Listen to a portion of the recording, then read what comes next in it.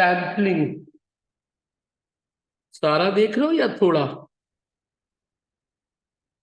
थोड़ा नेचुरल है, risk arise हो जाएगा।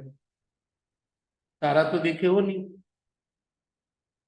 तो फिर नीचे कुछ बात कर ले।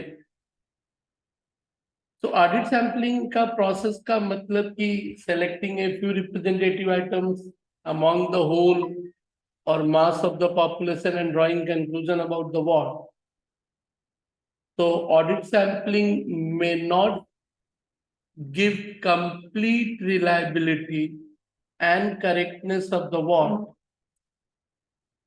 बोला जरूरी नहीं है कि वो कंप्लीट दे दे भरोसा।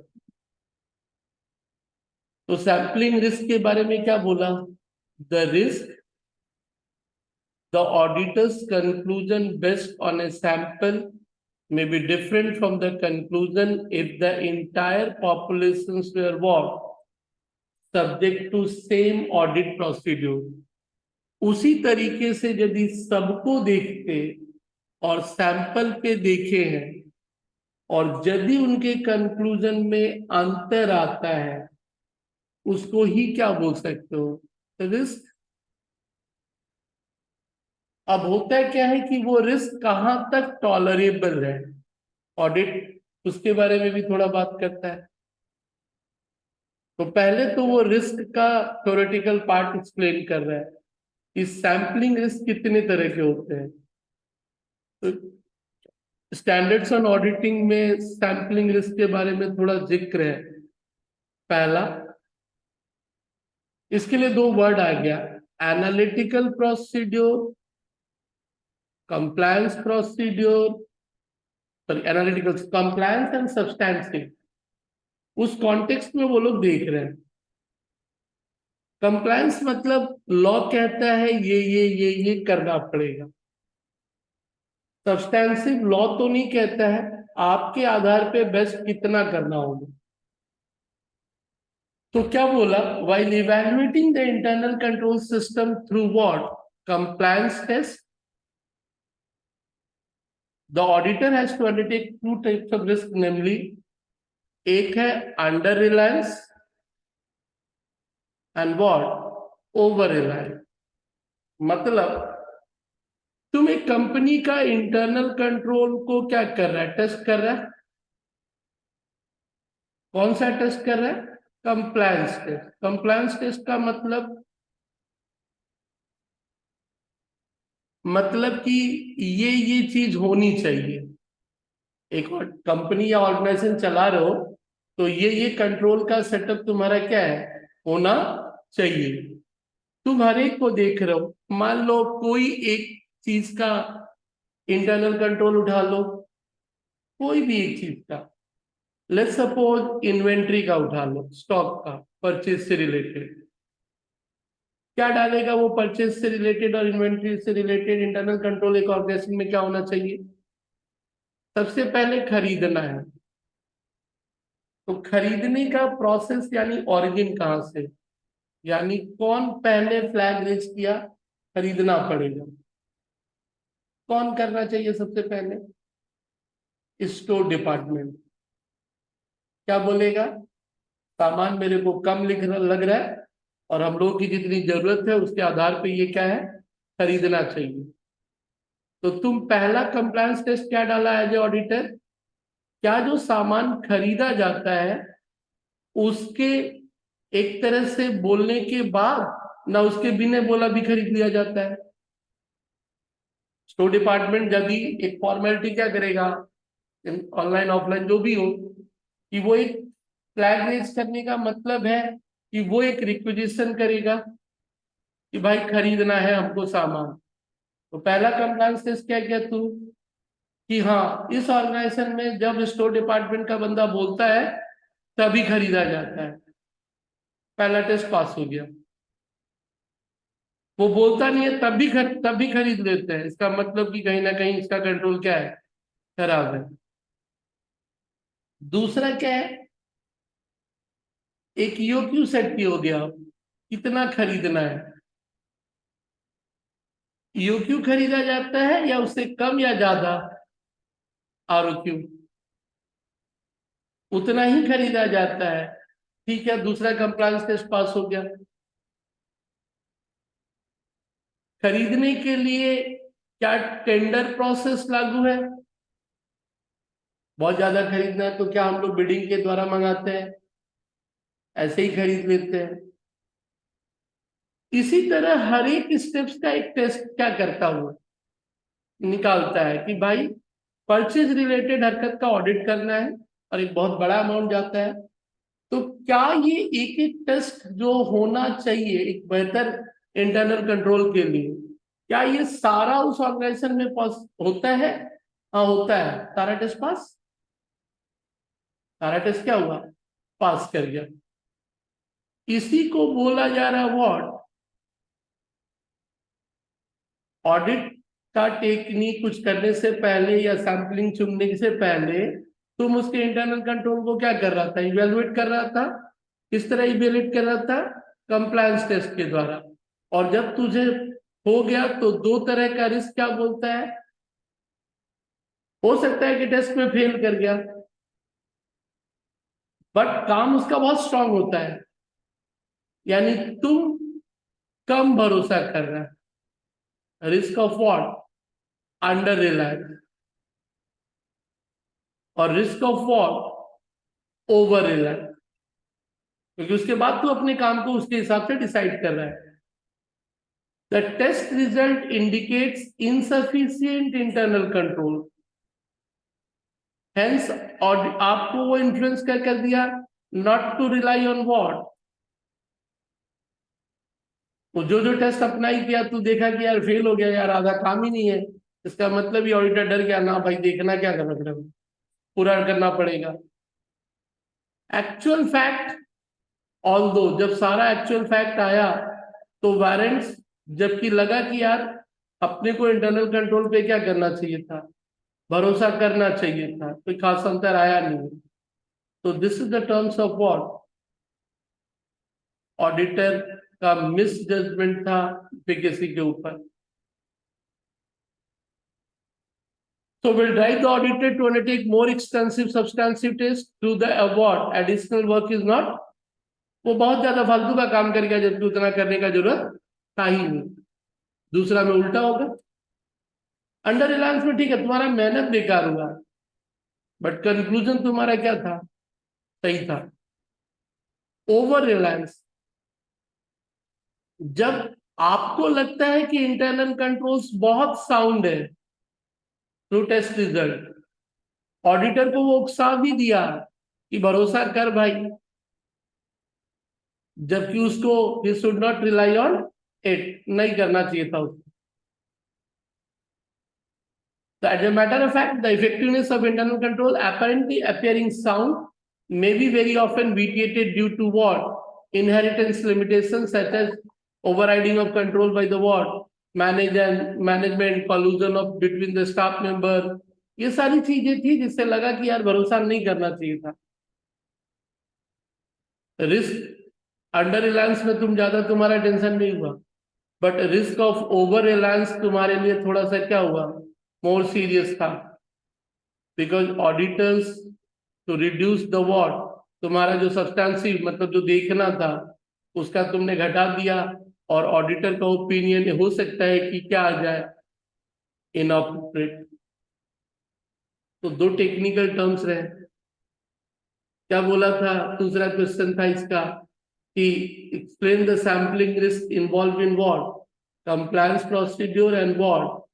Substantive procedure. अब सब्सटेंसिव प्रोसीड्यूर क्या बोला भाई? सब्सटेंसिव ऊपर से ही देखा, काम को करना, देखना। बोला इसमें दो है, incorrect acceptance and what? Incorrect rejection. जिसको माना वो इनकरेक्ट था, या जिसको रिजेक्ट किया वो क्या था? इनकरेक्ट था। The risk of incorrect acceptance is the risk when sampling test of validity and propriety of a transaction leads the auditor to conclude a material misstatement does not exist when in fact it does। Substantive procedure का मतलब ही हुआ काम को perform करने वाला, कहानी उतर करके।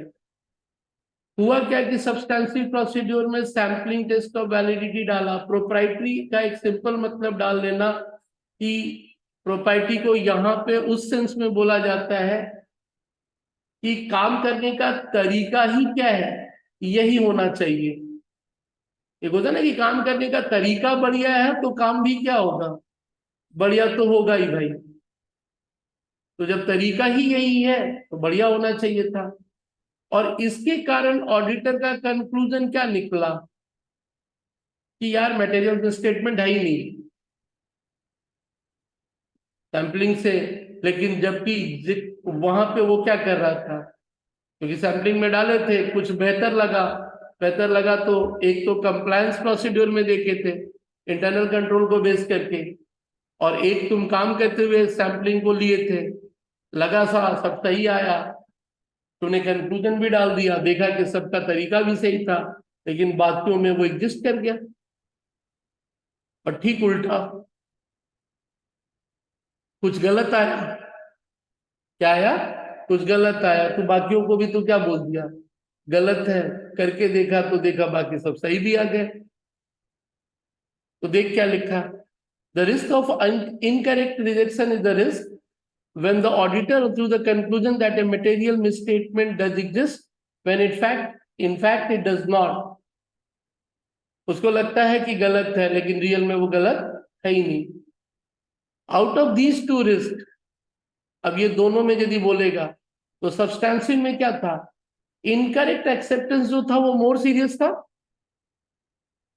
बट इनकरेक्ट रिजेक्शन जो था क्या था, उसमें क्या हुआ, काम का तुम्हारा हेडेक ही तो थोड़ा बढ़ गया। तुम माना कि गलती है, बाकियों को देखा तो सब क्या निकल गए, सही निकल गए। रिस्क दो सेंस में यहां बात किया, एक तुम्हारे खटने के लिए और दूसरा बात कर गया कि तुम्हारे रिपोर्ट पे। यानी सैम्पलिंग रिस्क में क्या बोला, हो सकता है कि तुम मानते हो गलत जबकि है सही, फालतू का तुम्हारा मेहनत क्या हुआ, लगा, और बाद में कोई कंक्लूजन में चेंज नहीं आया। पहले तो गलत बोले थे जबकि बाद में सब क्या दिखा, सही है। गलत बोल दिए तो तुमको क्या लगा, जब देखा कि यार गलत बोल दिए तो फिर तो सबको क्या करना होगा, देखना पड़ेगा, और जब सब देखे तो ज्यादातर उसमें क्या निकला, सही निकला। हाँ, कंक्लूजन तो वो बोला ही था कि रिस्क का मतलब ही है कंक्लूजन का चेंज होना। रिस्क का मतलब क्या है, कंक्लूजन का चेंज होना। आप कंक्लूजन पहले दिए थे अच्छा, बाद में निकल गया क्या, गलत। आप पहले कंक्लूजन दिए गलत और बाद में निकल गया वॉट, अच्छा। तो पहला वाला जो कंक्लूजन था ना कि दिए सही और बाद में गलत निकल गया, तब तो तुम्हारा ऑडिटर एज ए रिस्पॉन्सिबिलिटी ऊपर बहुत आ जाएगा। गलत बोले, बाकियों को देखे तो अच्छा आया, तो उस केस में तुम्हारा सिर्फ और सिर्फ क्या रहा, काम बढ़ गया था थोड़ा। हाँ, यदि नहीं देखे और गलत बोल के निकल गए तो वो भी गलत ना, कि एक सही आदमी को भी तुमने क्या बोल दिया, गलत बोल दिया। दो तरह का टेक्निकल पार्ट रहा, compliance procedure and substantive procedure. Compliance procedure में दो रिस्क क्या रहा, risk of under reliance and risk of over reliance. And substantive procedure में risk of acceptance and risk of what, rejection. ये था पूरा मैटर किससे रिलेटेड, रिस्क सैम्पलिंग को लेके। तो सैम्पलिंग को लेके टोटल ये आखिरी क्वेश्चन 20 देख रहा था, उसके पहले थे method of selection of sample, stages of audit sampling, type, limitation, फिर why sampling and what is audit sampling. एक टॉपिक सैम्पलिंग पे ये सारा कहानी। अब ये सैम्पलिंग में तो तू चुना था, सैम्पलिंग में क्या किया था, सैम्पलिंग में चुनने के बाद उसे देखने के तरीके को ही क्या बोल दिया। दोनों में फर्क है, कभी कभी लगता है यार सैम्पलिंग टेस्ट चेकिंग है तो वही, सैंपलिंग में सिर्फ था कि सेलेक्ट कैसे करोगे सैंपल को, लेकिन सेलेक्ट करने के बाद जब आप उसे देख रहे हो ना, उसको बोला जा रहा व्हाट, टेस्ट टेकिंग। तो टेस्ट टेकिंग का मतलब क्या बोला? Test taking means refers to the process of selection and examination of what? Few sample transaction out of the large number of what? Process of selection। एक तो select भी किया और दूसरा उसको क्या किया, एग्जामिन भी कर रहा, देख रहा है। और ऑडिट के सिलसिले में सभी लोग टेस्ट टेकिंग क्या है, करते ही हैं। It is presumed that selected transactions represent the what? Other transactions not considered for what? तो तुमने देखा ही था कि सैंपलिंग में ही भाई एक को देख लिया तो चार वैसे ही हैं, तो चारों का भी वैसे ही हाल होगा। तो जिसको आपने कंसीडर नहीं हुआ उसी को तो रिप्रेजेंट कर रहे हैं। If selective verification of transaction, it is a selective verification of transaction. So an auditor can form his opinion on financial statement by conducting the verification of other 10% transactions or only a few representative from each. However, his opinion is unlikely to differ even if he verify only a what? Few transactions, provided in his selection of transaction is a what? Judicious and rational। जिन transaction को आपने चुना था बहुत ही judicial तरीके से और एक रैशनल तरीके से चुना है, तो आपके ओपिनियन में नहीं लगता कि बहुत ज्यादा अंतर क्या है आएगा। ऐसे 530 जो ऑडिट सैंपलिंग को लेके था, क्या लिखा? An auditor should select the sample items in such a way that sample can be expected to be representative of the population. बहुत हद तक सैंपलिंग से मिलता जुलता ही पार्ट रहा। Test, it should be ensured that all items in the population have an equal opportunity of what? Population का मतलब क्या? सारे आइटम, सारे transaction. Test checking adopted to avoid the what? Unnecessary exercise of going through each and every transaction. Based on the result of the verification of a few representatives, the auditor form his opinion on the fairness of the financial statement. तो test checking का मतलब कुछ यही। अगला question sampling की तरह ही, क्यों test checking जरूरी है? तब देखना पॉसिबल नहीं, लार्ज नंबर ऑफ ट्रांजेक्शन है, आपको एक स्टिपुलेटेड टाइम में और एक अमाउंट कम खर्चे में भी क्या है देखना है।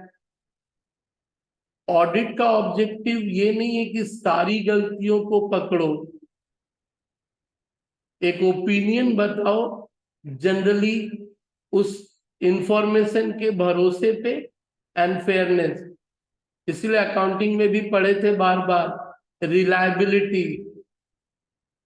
वो जो डेटा है उस डेटा के भरोसे ही लोग क्या कर रहे हैं, फैसला ले रहे हैं। तो ऑडिटर को इसलिए नहीं रखा गया कि गलती पकड़ और बता गलती पकड़ फ्रॉड पर, ऑडिटर को इसलिए रखा गया कि ये जो इंफॉर्मेशन लोगों के लिए जाएगा वो भरोसे के लायक हो। क्या हो वो?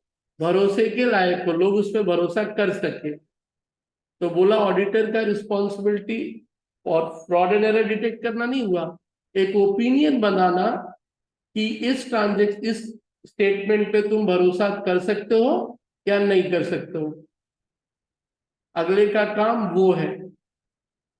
तो the auditor can safely undertake selective verification, कुछ चीजों को चुन करके बोल सकता है। Existence of sound internal control system, बार बार बोले थे ये मिलेगा, और फीलिंग स्ट्रांग रहे। तुम टेस्ट चेकिंग कब किया? बहुत बढ़िया कंपनी में इंटरनल कंट्रोल सिस्टम है, काहे को फिर टेंशन ले? टेस्ट चेकिंग करके हम उसके बारे में क्या है बता सकते हैं। एंड आजकल कंप्यूटराइज अकाउंटिंग सिस्टम। अपनी टैली छोड़ दे, सॉफ्टवेयर ही कुछ उस तरह से है कि तुम उससे छेड़छाड़ी क्या है नहीं कर सकता, सिस्टम लेगा ही नहीं वो। बहुत सारी चीजें सिस्टम, अब जैसे उन्होंने कहा ना परचेज वाला, परचेज मैनेजर मारना चाहता है खरीदने का ऑर्डर, सिस्टम उसको बार बार रिजेक्ट कर दे रहा, बोला परचेज तो डिपार्टमेंट से रिक्विजिशन ही नहीं है, तुम कहां से मार देगा। वो जब रिक्विजिशन करेगा तो वहां से सिस्टम का वो फाइल क्या होगा, जनरेट होगा, और परचेज मैनेजर उसी के ऊपर ही अपना फंक्शन को आगे क्या है परफॉर्म कर पाएगा। तो जब वहीं से जनरेट नहीं हुआ तो यहां से भी वो क्या है फंक्शन एग्जीक्यूट ही नहीं होगा। तो एक स्ट्रॉन्ग सॉफ्टवेयर का ये क्या है फायदा भी है। तो computerized accounting system has obviated the necessity to detail checking of to a what that the auditor in such case need not check all posting। ये भी बोल रहा है सारा जर्नल से लेजर देखने का जरूरत, जर्नल का देखा तो अपने आप लेजर का कहानी भी क्या हुआ ना, उसको कुछ प्लस माइनस कास्टिंग करना है, सब जोड़ना घटाना, ये सब तो कंप्यूटर क्या है सही से किया ही। एक समय था जब मैनुअल था कि लोग इंटरेस्ट का एक एक कैलकुलेशन करते थे बड़े बड़े बैंकों का, क्यों, क्योंकि मैनुअली कैलकुलेट हो रहा, वो गलत भी क्या है हो सकता था कि ब्याज उसका 20 लाख रुपया आ रहा हो, तुम्हारे कैलकुलेशन में 16-17 लाख ही रह गया हो। इसके कारण पहले बैंक वाले रेवेन्यू ऑडिट भी करवाते थे, बट कंप्यूटराइज होने के बाद सिर्फ ऑडिटर एक ही चीज देखता है कि रेट ऑफ इंटरेस्ट को सही से बैठाया या नहीं बैठाया, कि उस समय 14% है या 15% है, वो सही से बैठा दिया तो बाकी तो कैलकुलेटर कंप्यूटर क्या करेगा, नंबर ऑफ डेज वो सब तो कर ही लेगा, उसमें तो गलती होने वाला नहीं है। सिर्फ ऑडिटर देखता है कि रेट सही से बैठा हुआ होना चाहिए जब जब चेंज हुआ। फिर क्या बोला, टेस्ट चेकिंग करने से पहले आपको सावधानी क्या रखनी है या सोचना क्या है।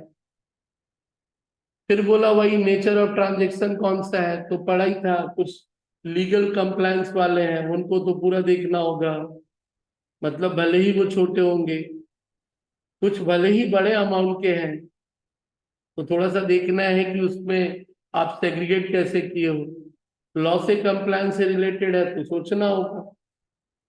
तो वही है, नेचर ऑफ ट्रांजेक्शन बताता है कि टेस्ट चेकिंग किस हद तक किया जाए, बड़ा अमाउंट है छोटा है, लीगल है, वीक इंटरनल कंट्रोल वाला आइटम है।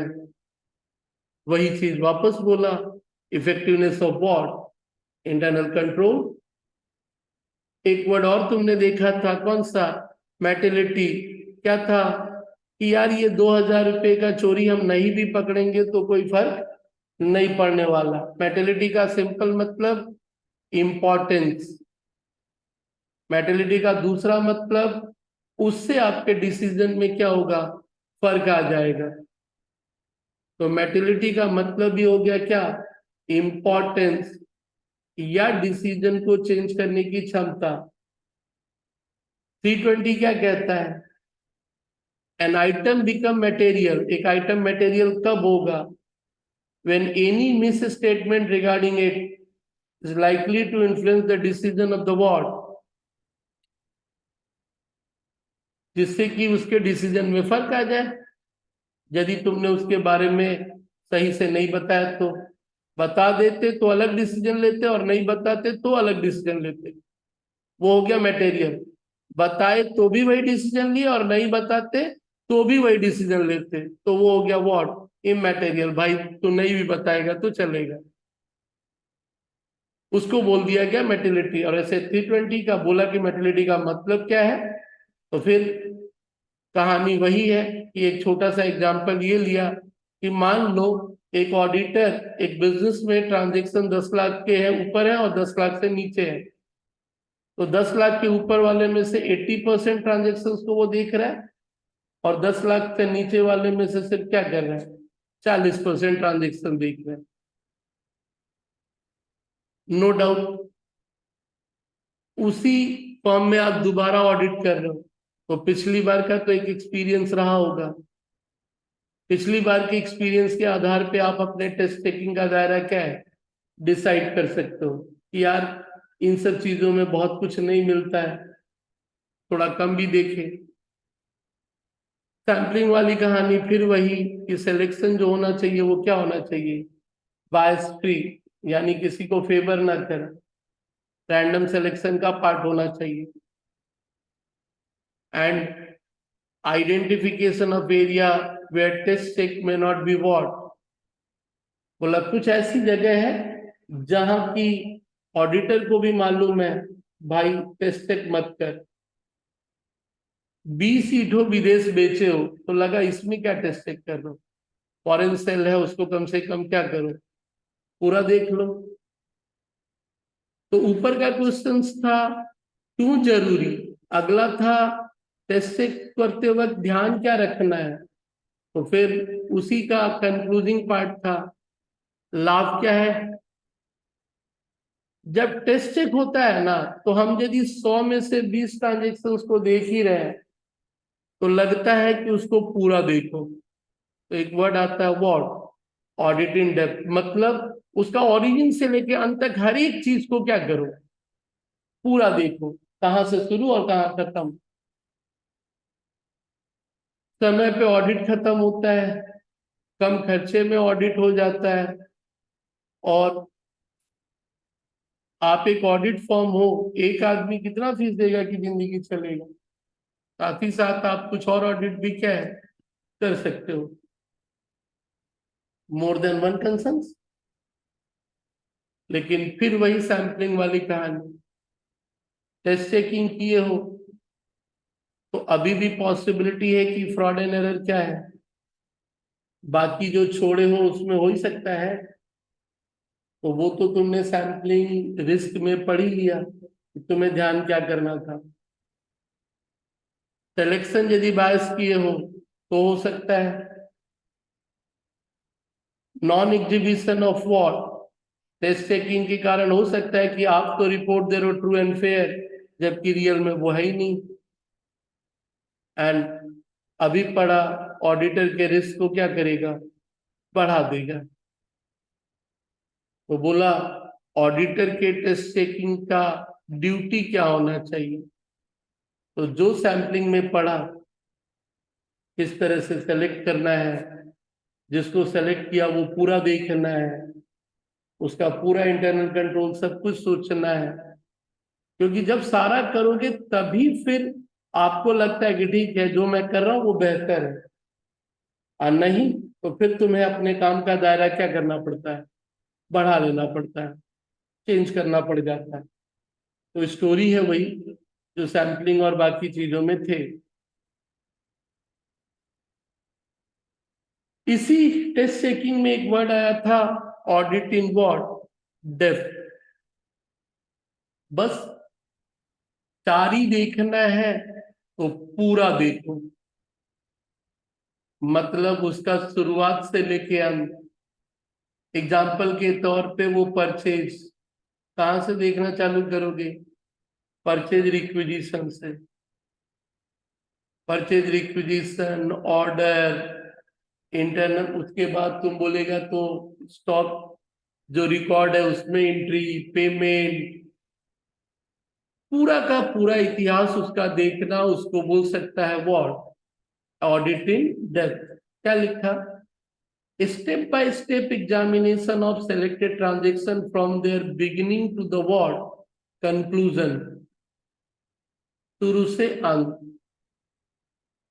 इस टेक्निक में auditor reviews all operational and accounting aspect of the representative transaction from the origin to end, and based on his finding, इसी के आधार पे thorough examination of few a particular category he forms his opinion about the, फिर वही proprietary and what, proprietary जरूरी था तभी हुआ, करेक्टनेस सही वाला। बंद कर दो क्लास करो।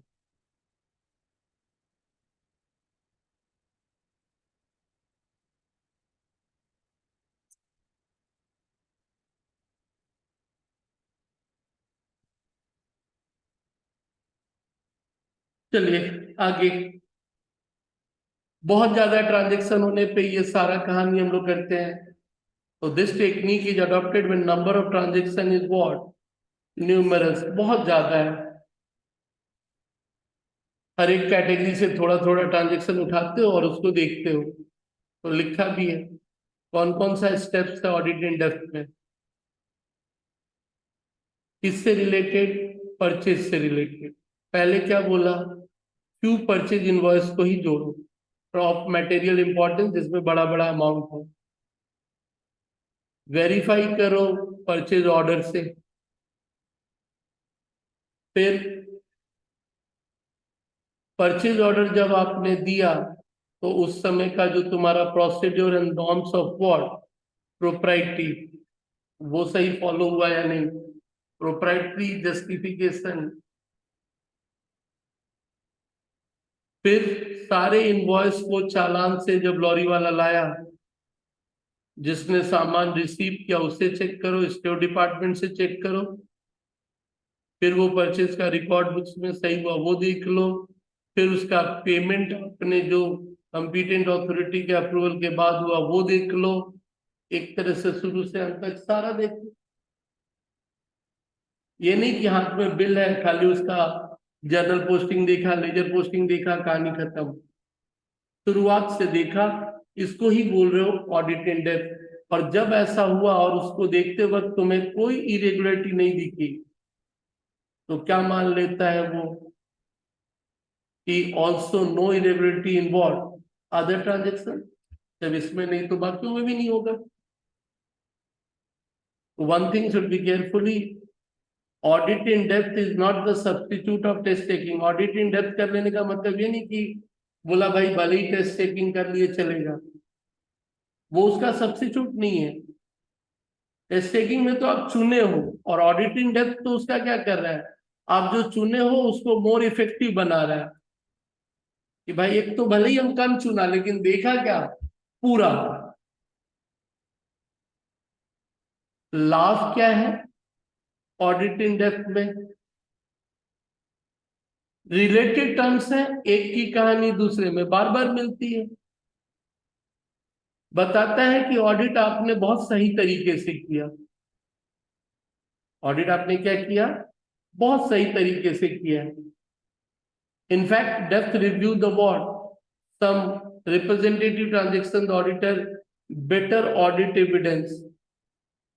ऑडिट में एविडेंस मिलाना ही तो है। सुपरफिशियल यानी खाली ऊपर से नहीं देख लिया, ऊपर ऊपर। ऑडिट को जल्दी करने में काम करता है, ऑडिट को कम खर्चीला बनाता है, ऑडिट को मोनोटोनस नहीं बनने देता है। क्योंकि एक ही चीज 100 बार देखोगे इरिटेट होगे। जो अकाउंटिंग किया था वो बेचारा डरता है कि यार ये तो शुरू से लेके लास्ट तक देखेगा और मेरा इस स्टेज पे गलती पकड़ में आ सकता है। क्योंकि चोरी करने वाले का एक हद है, उस बाउंड्री के बाद तो उसको ठीक उसके कंट्रोल में नहीं था।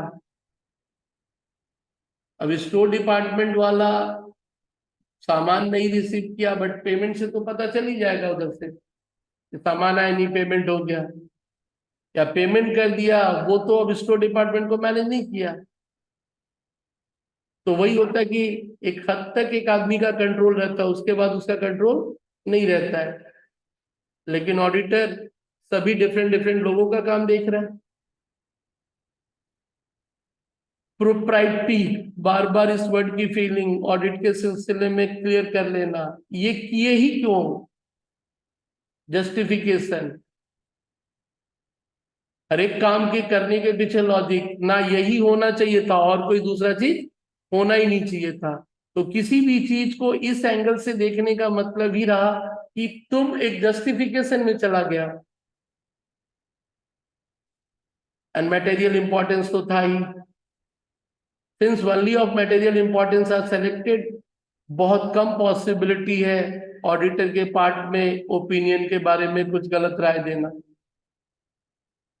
And audit in depth is conducted analytically, अगला विश्लेषण भी करता है, new thoughts and technique for future payment improvement of what audit.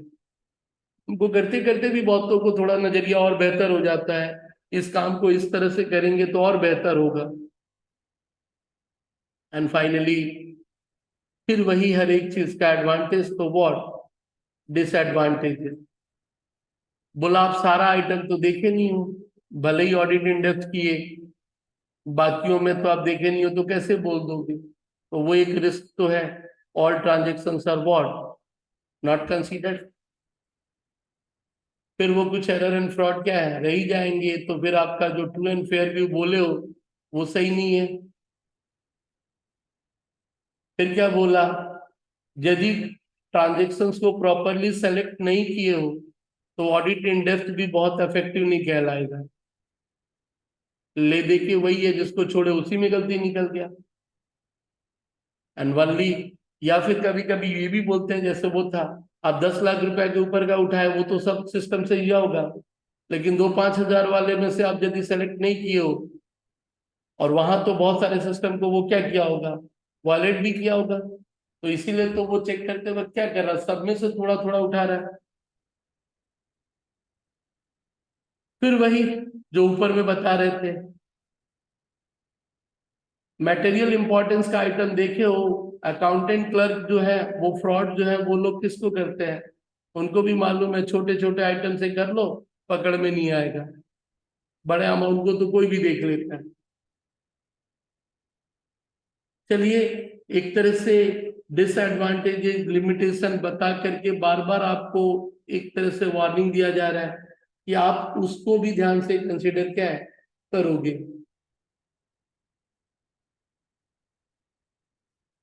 Test checking बोल, सैंपलिंग बोल, मिलते वक्त ब्लॉक में बांटना, देखना।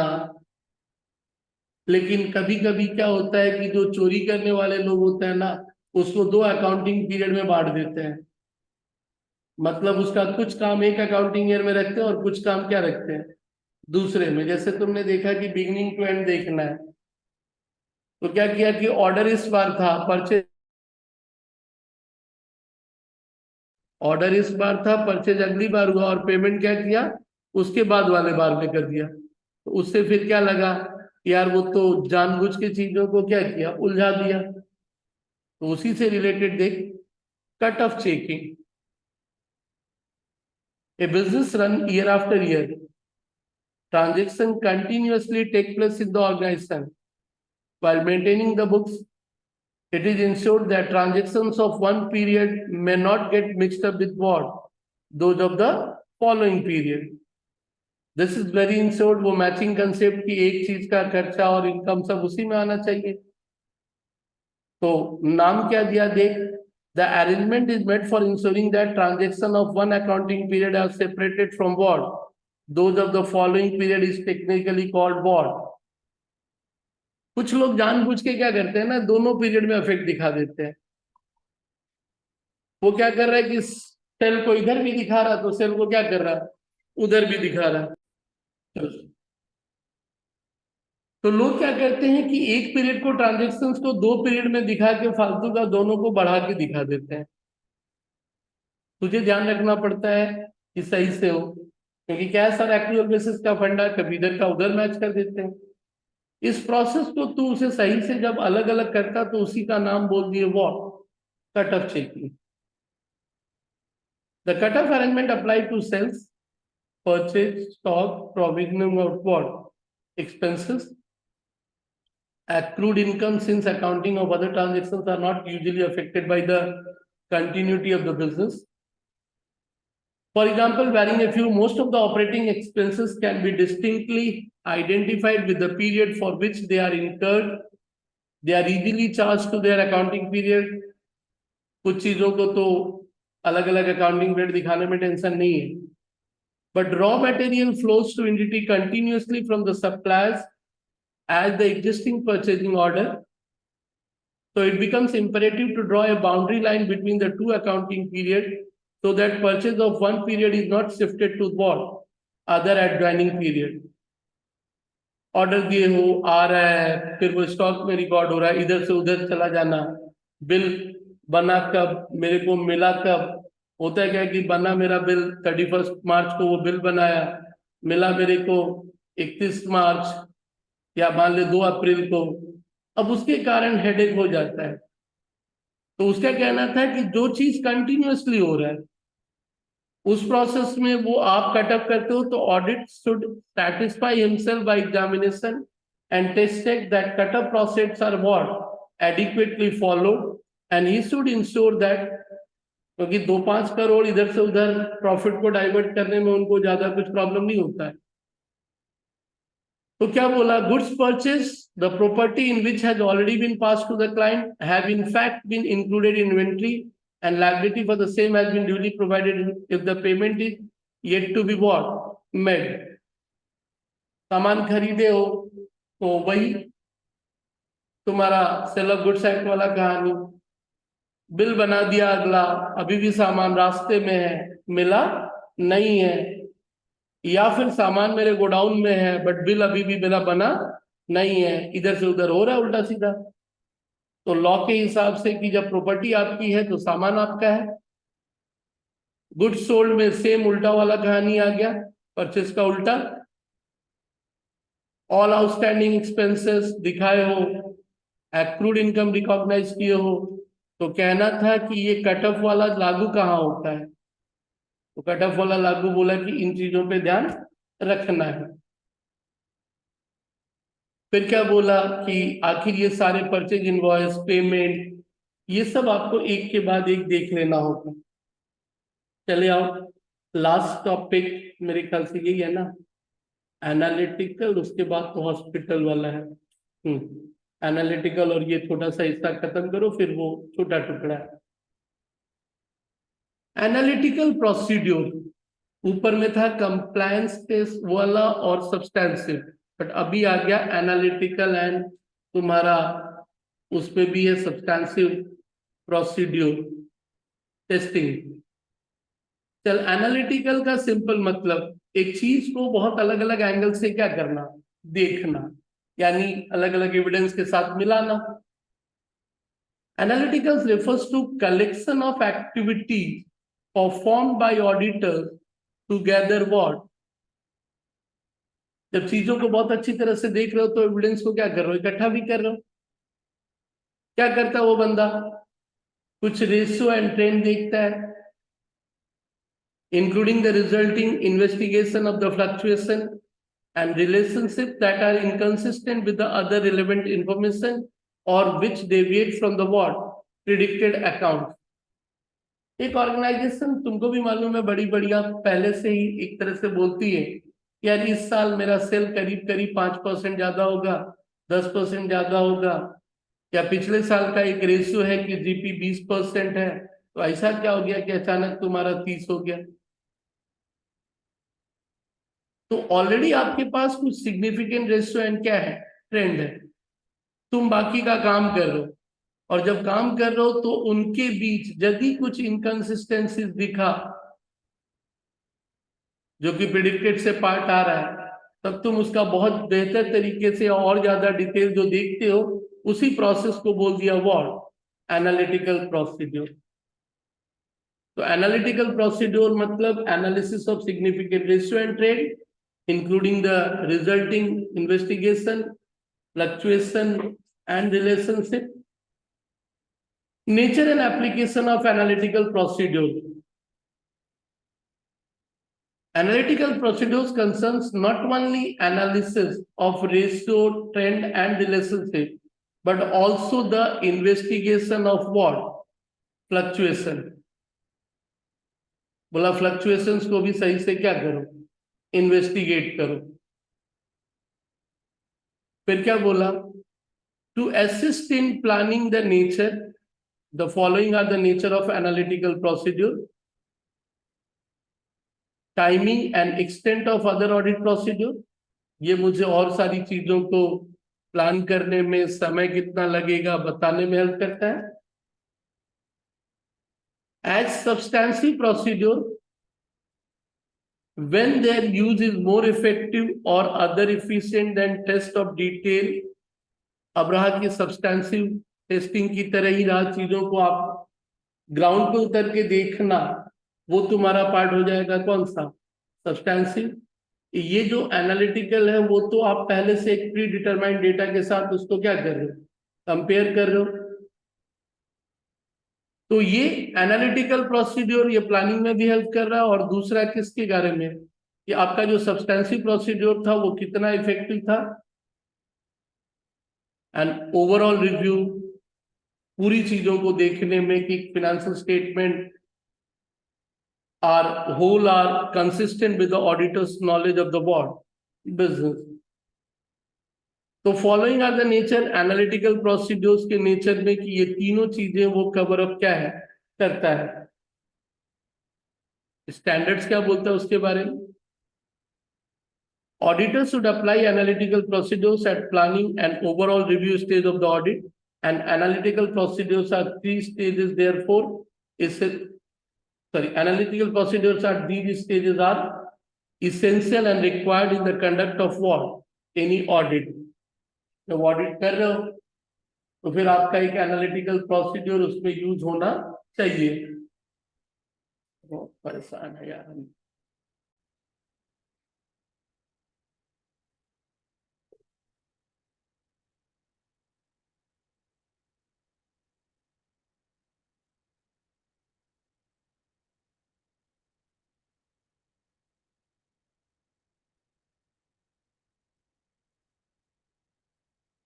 टूल्स और techniques of analytical procedure, mainly वो लोग कुछ रेशियो नंबर पे बात कर रहा था। कौन कौन सी कहानी, ट्रेंड एनालिसिस कभी पढ़ोगे। मान लो कि 2023 है, पिछले 5 साल का यदि हिसाब हम रख ले, 18, 19, 20, 21, 22, तो पिछले 5 साल में किसी भी चीज का एक ट्रेंड होगा ना, क्या रफ्तार से बढ़ रहा है, क्या रफ्तार से घट रहा है। तो अकाउंटिंग इंफॉर्मेशन भी तो उसी आधार पर होना चाहिए। यदि वो कुछ ज्यादा फ्लक्चुएट कर गया मेरा इस साल, तो इसका मतलब ही क्या है, आपको अपने ऑडिट का दायरा थोड़ा सा क्या करना होगा, बढ़ा लेना होगा। एक, टेस्टिंग ऑफ रीजनेबलनेस।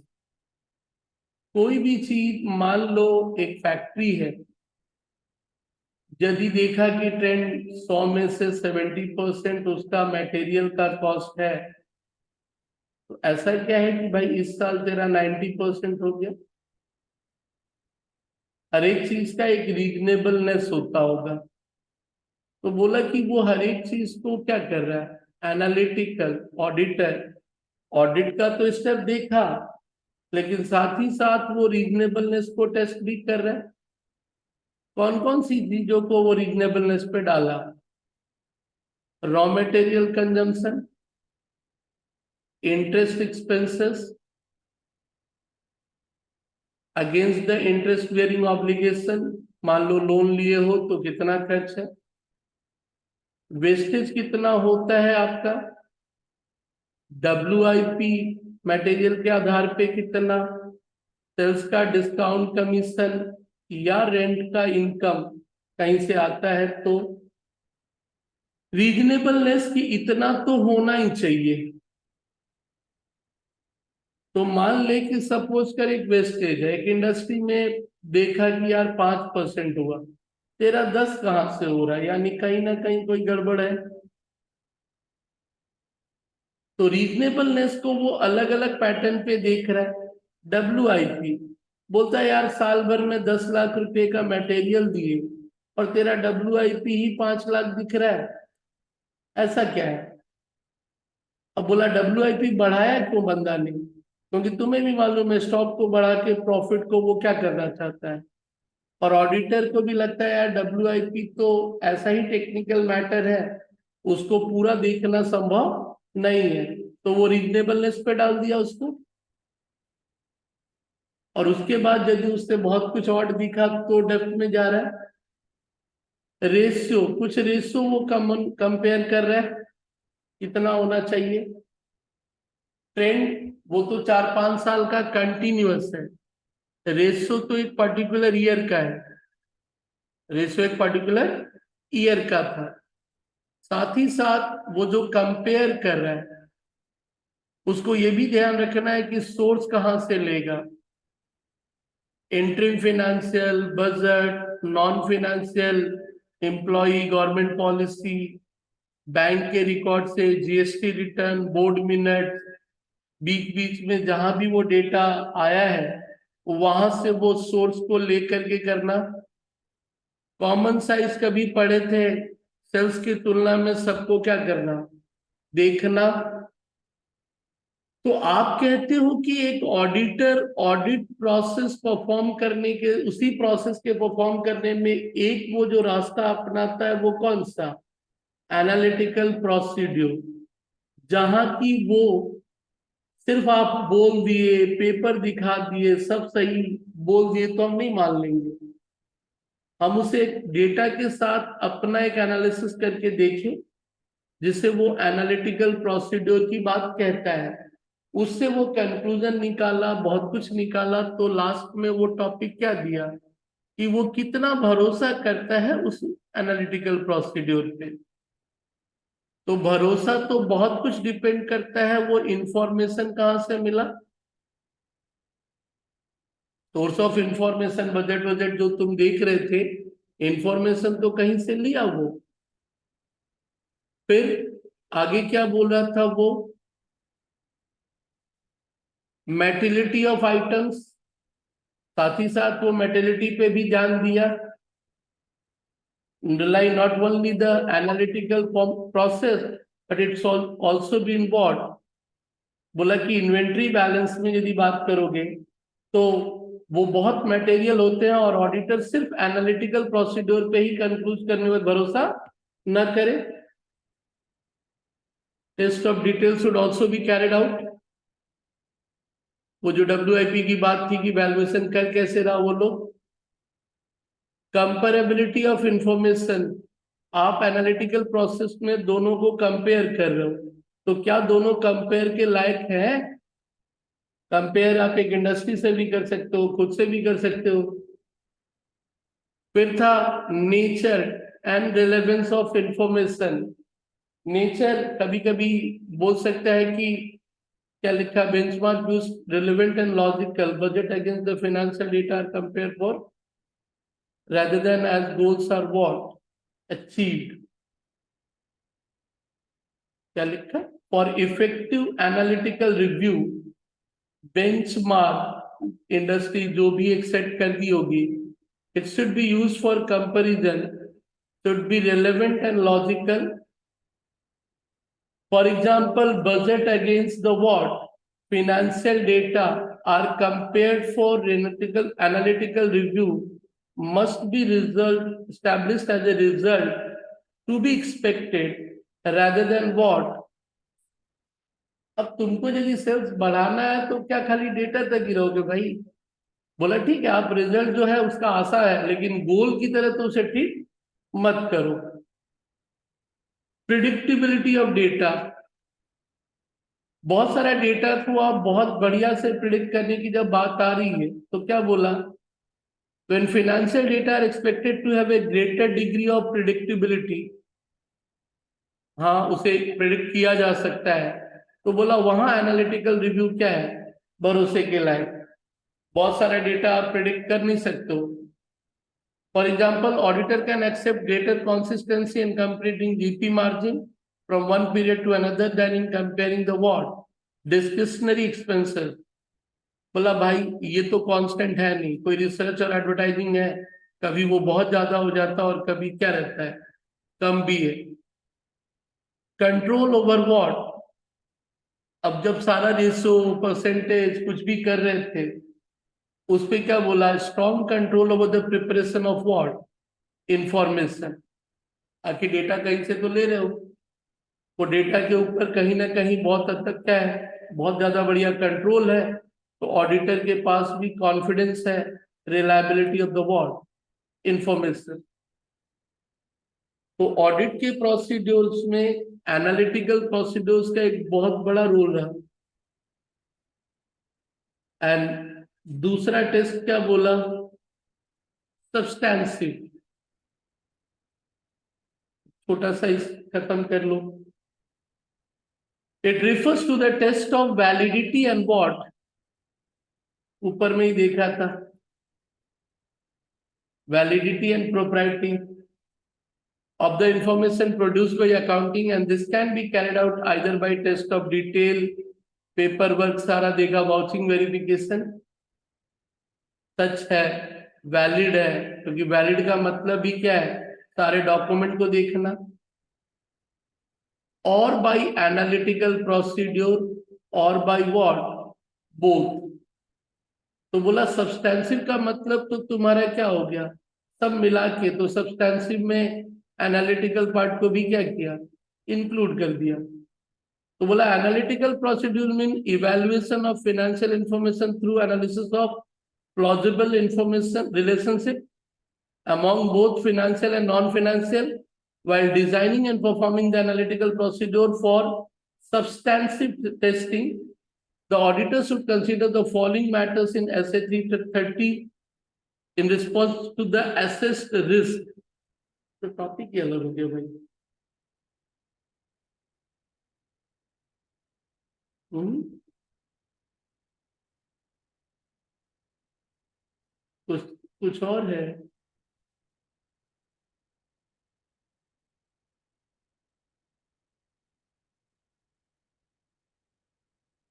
आंसर कुछ और।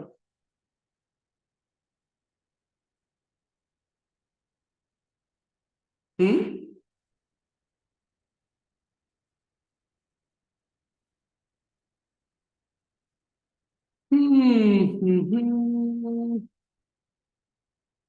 छोटे से हिस्से को बाद में देखने के बाद एक चीज क्लियर कर थोड़ा सा, यहाँ तक तेरा क्या था, ये क्वेश्चन थोड़ा बाद में बात करेंगे, क्योंकि यहाँ पे दो चार चीज छूट रहा है रिस्क को लेके, क्योंकि वो तीसरे में तो है नहीं, उस पे कुछ नंबर का कैलकुलेशन भी है, वो मेरे को दिखा ही नहीं। ये कौन है?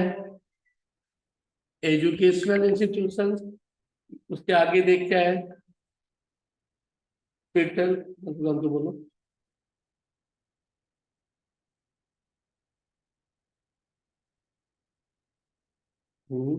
विकास, तो विकास को दिखा दिए, वो तो है, और अभी आपके हिसाब से वो कोई प्रॉब्लम नहीं होगा कि?